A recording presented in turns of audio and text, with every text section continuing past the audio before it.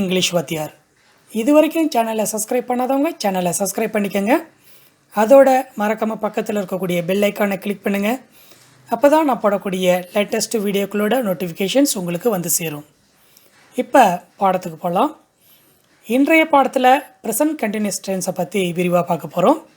முதலாவதாக present continuous டென்ஸோட ஸ்ட்ரக்சரை பார்க்கலாம்.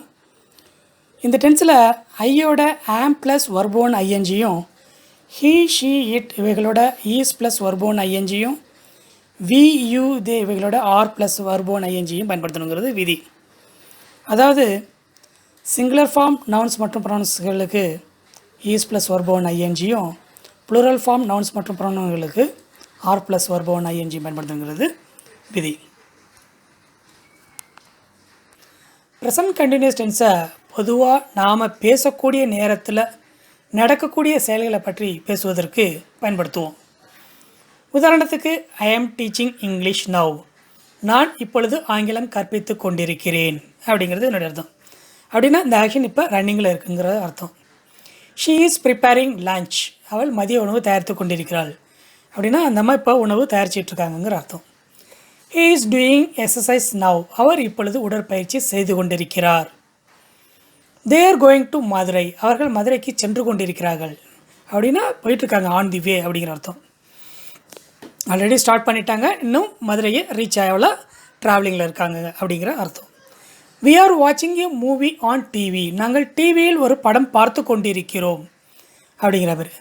அதாவது நம்ம பேசக்குள்ளே நடக்கக்கூடிய செயல்களை பற்றி பேசுகிறதுக்கு இந்த ப்ரெசன்ட் கண்டினியூஸ் டென்ஸுங்கிறது பயன்படுத்தப்படுது. அதாவது அந்த ஆக்ஷன் ஆல்ரெடி ஸ்டார்ட் ஆகி ரன்னிங்கில் இருக்கும், முற்று பெற்றிருக்காது.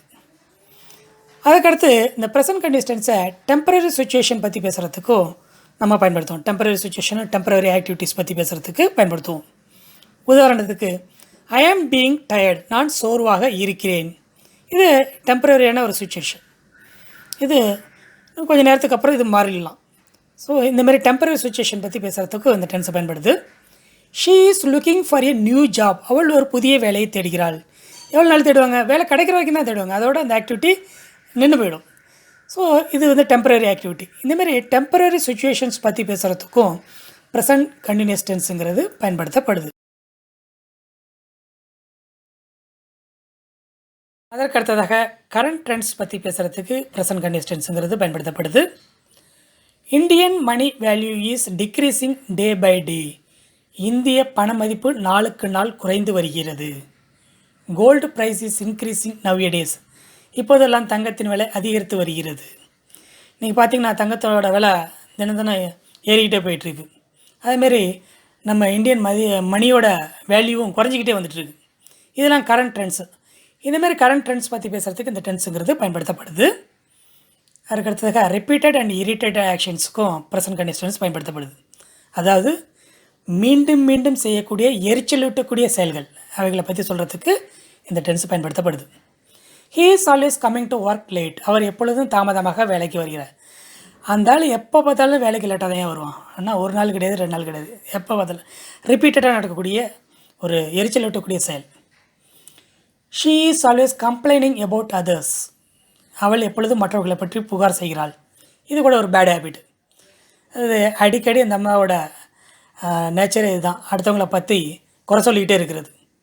ஸோ இந்தமாரி பேட் ஹேபிட்ஸ், மீண்டும் மீண்டும் நடக்கக்கூடிய எரிச்சலூட்டக்கூடிய செயல்கள், அவைகளுக்கு இந்த ப்ரெசன்ட் கண்டினியூஸ் டென்ஸ் பயன்படுத்தப்படுது. ஷீ இஸ் கான்ஸ்டன்ட்லி வாட்சிங் டிவி சீரியல்ஸ், இது கூட ஒரு பேட் ஹேபிட்டு. அவள் தொடர்ந்து தொலைக்காட்சி சீரியல்களை பார்த்து கொண்டே இருக்கிறாள், ரிப்பீட்டடாக பார்த்துக்கிட்டே இருக்கிறது. ஸோ இந்தமாரி ரிப்பீட்டட் அண்ட் இரிட்டேட்டட் ஆக்ஷன்ஸ்க்கு ப்ரெசன்ட் கண்டினியூஸ் டென்ஸ் பயன்படுத்தப்படுது. அடுத்ததாக ஃபியூச்சர் பிளான்ஸ் மற்றும் அரேஞ்ச்மெண்ட்ஸ் பற்றி பேசுகிறதுக்கும் ப்ரெசன்ட் கண்டினியூஸ் டென்ஸுங்கிறது பயன்படுத்தப்படுது. உதாரணத்துக்கு Ravi is leaving for Dubai tomorrow evening, Ravi நாளை மாலை துபாய் செல்கிறார் அப்படிங்கிறது என்னுடைய அர்த்தம். ரவி துபாய்க்கு போகிறது என்னமோ நாளைக்கு ஈவினிங் தான், அதாவது இது ஃபியூச்சர் ஆக்ஷன் தான்.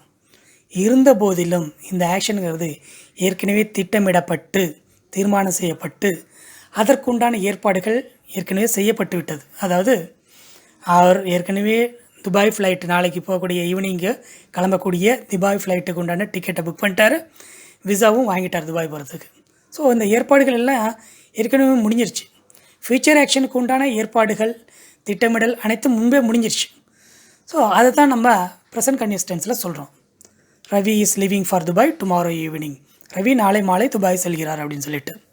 இந்தமாரி ஃப்யூச்சர் ஆக்ஷன்ஸாக இருந்தாலும் அதற்குண்டான திட்டமிடல்ங்கிறது ஏற்கனவே முடிஞ்சு போய் மற்றும் அதற்குண்டான ஏற்பாடுகள் ஏற்கனவே முடிஞ்சு போயிருக்கக்குள்ள அந்த ஆக்ஷன்ஸை நம்ம ப்ரெசன்ட் கன்டினியூஸ் டென்ஸில் சொல்லுவோம்.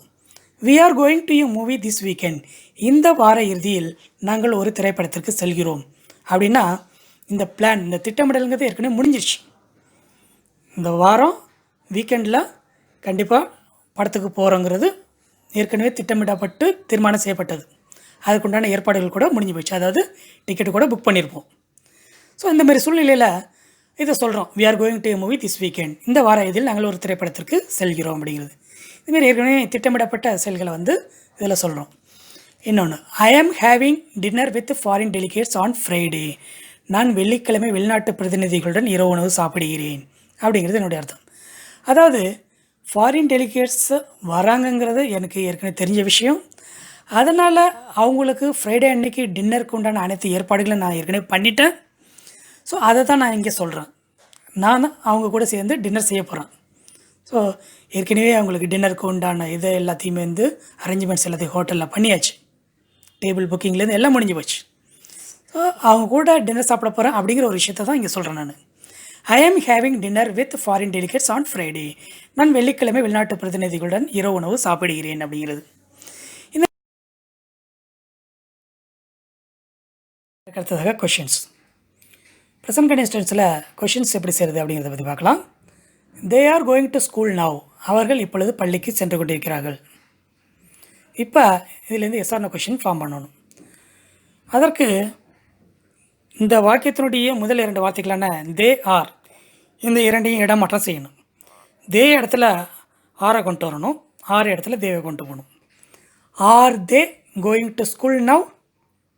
அவர்கள் இப்பொழுது பள்ளிக்கு செல்கிறார்களா அப்படிங்கிறது என்னுடைய அர்த்தம். போகிறாங்கனாக்கா எஸ் தே ஆர் அப்படிங்கணும், போகலன்னா நோ தே ஆர்ன்ட் அப்படின்னு சொல்லணும். Next WH question. ஜஸ்ட்டு மேலே இருக்கக்கூடிய எஸ்ஆர்னோ கொஷின் ஸ்ட்ரக்சரை மாற்றாமல் முன்னாடி டபிள்யூஹெச் வேர்டை வச்சிடறோம். டபிள்யூஹெச் வேர்டுங்கிறது when, what, where, who, which, how, how long, how many, இந்தமாரி இருக்கக்கூடிய வார்த்தைகள் அத்தனையும். இப்போ வேர் அப்படிங்கிற ஒரு டபிள்யூஹெச் வார்த்தையை இங்கே முன்னாடி இணைச்சிருக்கிறோம். Where are they going? ஏன்னா ஆன்சர் ஸ்கூலுங்கிறதுனால where are they going or where are they going now? இப்பொழுது அவர்கள் எங்கே சென்று கொண்டிருக்கிறார்கள் அப்படிங்கிறது என்னுடைய அர்த்தம். ஸோ இதுக்குண்டான பதில் முதல் sentence, they are going to school now. அதுக்கடுத்ததாக இன்னொரு வாக்கியம், ஷீ இஸ் லேர்னிங் இங்கிலீஷ். அவள் ஆங்கிலம் கற்றுக்கொண்டிருக்கிறாள். இப்போ yes or no question, is she learning English? அவள் ஆங்கிலம் கற்றுக்கொண்டிருக்கிறாளா? What is she learning? அவள் என்ன கற்றுக்கொண்டிருக்கிறாள்? இந்த வகையில் ப்ரெசன்ட் கன்டினியூஸ் டென்ஸில் கொஷின்ஸுங்கிறது கிரியேட் பண்ணப்படுது.